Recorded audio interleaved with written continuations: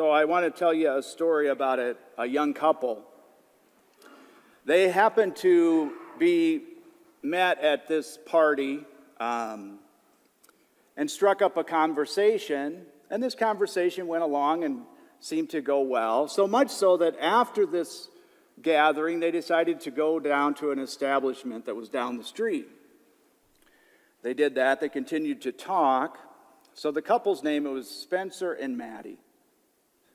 And after a little bit, Spencer says to Maddie, "Okay, I have a deal for you. Let's play darts," because there was an electronic darts machine. "And if I win, then you have to give me your phone number."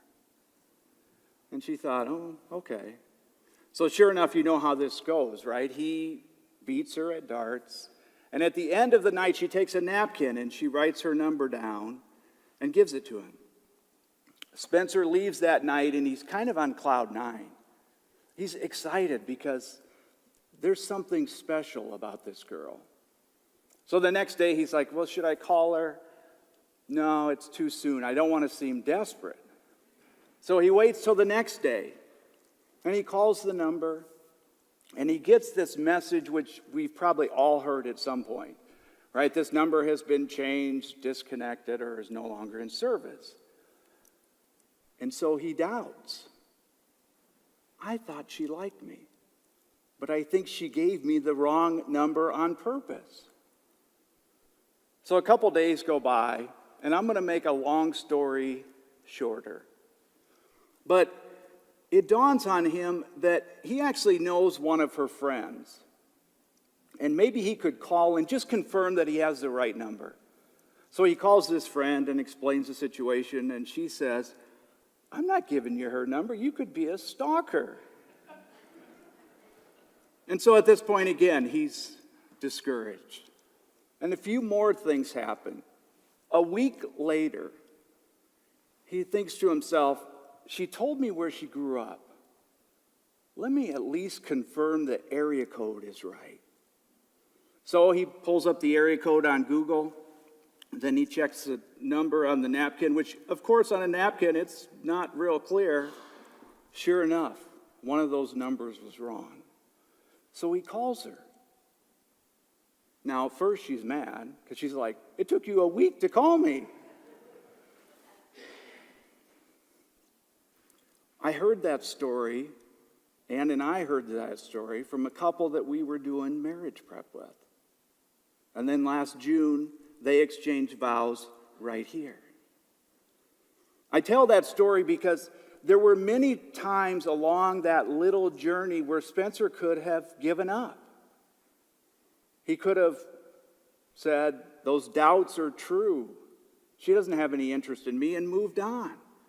But he was persistent. In the gospel we just heard, we hear about a widow, right? A widow in this time has zero power. But she's persistent. And she continues to approach this judge, recognizing her own neediness, that he can, in fact, help her. And she remains persistent. For us, I think that's a good way to pray. To approach God in humility and recognizing our neediness, but to remain persistent, recognizing, believing, and trusting that God is always good. Always.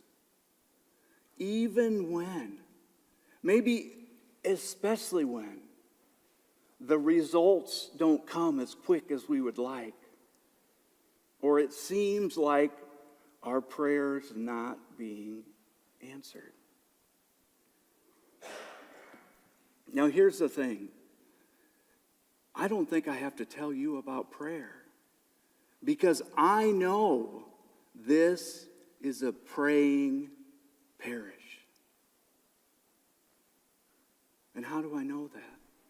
I know that because there are countless people who've shared with me. I was at a spot where I was really discouraged. I was feeling very sad.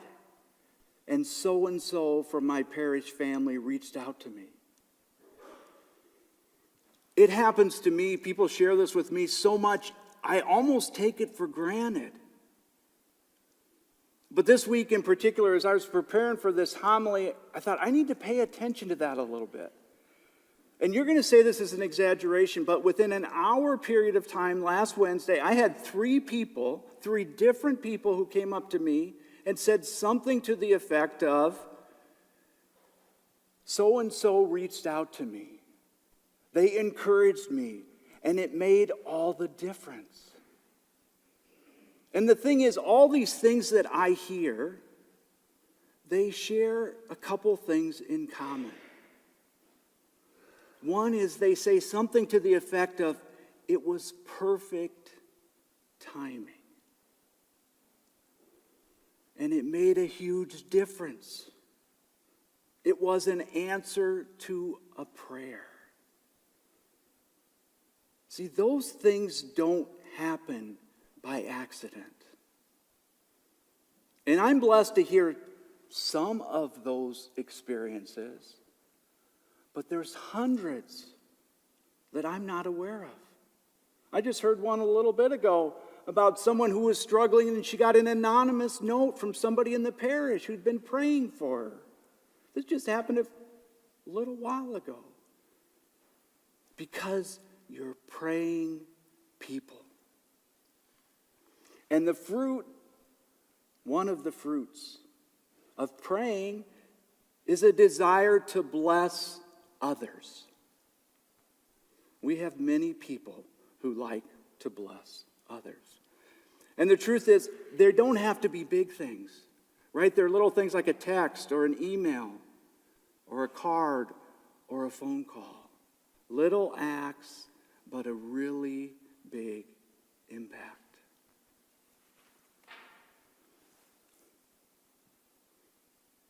Here's the thing. Prayer is what makes the difference between the best we can do and the best God can do. Prayer is what makes the difference between the best of what we can do and the best of what God can do. I'll close with this. You know, last week, Father shared a simple prayer practice with us. For those of you who are here, I am here, I am yours. As a way to open ourselves up to God. And I share this with you because I can count on one hand how many times something like this has happened to me in my whole life. So it's not that common. This morning, I opened my prayer like that. I am here, I am yours. And God told me, please tell them how much I love them.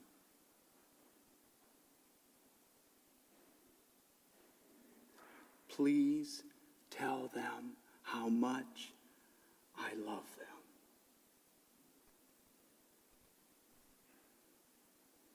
Be encouraged in your prayer. Continue to be persistent because you are clearly loved.